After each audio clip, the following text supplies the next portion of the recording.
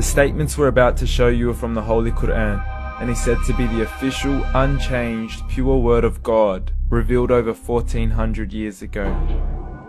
Claiming to be the word of God is a heavy statement, and without proof, or if a single contradiction is found within the book, the apparent word of God will be proven false. So without further ado, let's put the book to the test.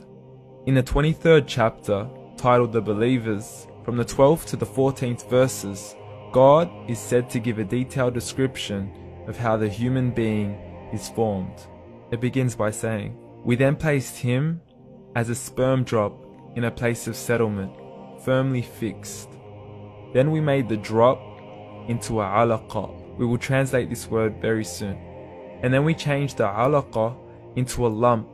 Then we made out of that lump into bones. And then we clothed the bones with flesh. Then we caused him to grow and come into being and attain the definitive human form." In the 21st century, we can now safely say that this verse is clearly describing the process of human development in correct chronological order. However, what we should be paying attention to in particular is the second stage, referring to the development of the embryo. The specific word used to describe the embryo in this verse is the word alaqa. The word alaqa, when translated into English, can mean three separate things. Firstly, a blood clot, or to be suspended, that is to be hanging or clinging to something, or thirdly and finally, a leech.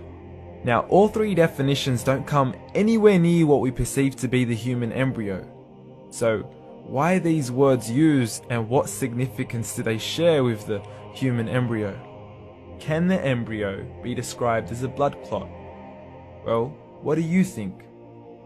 In the 3rd week of embryonic development, a tubular heart joins with the blood vessels to form a primordial cardiovascular system, and by the end of the 3rd week, the blood is circulating and the heart begins to beat on day 21. The first thing that comes to mind in regards to being suspended or hanging is the umbilical cord. But we can't use that example because we are simply referring to step 2, before the baby has even formed. But we now know today that the umbilical cord is formed from the connecting stalk. And the connecting stalk is formed as soon as the embryo is formed. The embryo's connecting stalk has even been described by John Allen and Beverly Kramer as an object to suspend the developing embryo in the extra embryonic column.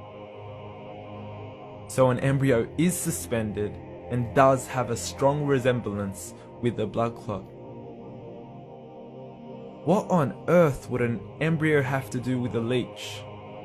Figure A shows the structure of an embryo at 25 days. Figure B shows a leech. Now please note once again that the embryo in this stage is no greater than the size of a kernel of wheat. This is an X-ray of the embryo at 22 days. This is the internal structure of a leech. It's mind-blowing stuff, but you still haven't seen anything yet. This is the head of the embryo at 22 days. The detail you are seeing right now is absolutely impossible to be seen with the human eye and can only be seen with a microscope. This is the back end of a leech. There's no other words used to describe this other than mind-blowing. The pictures we have shown you are impossible to be seen with the human eye or even to be predicted by the human mind.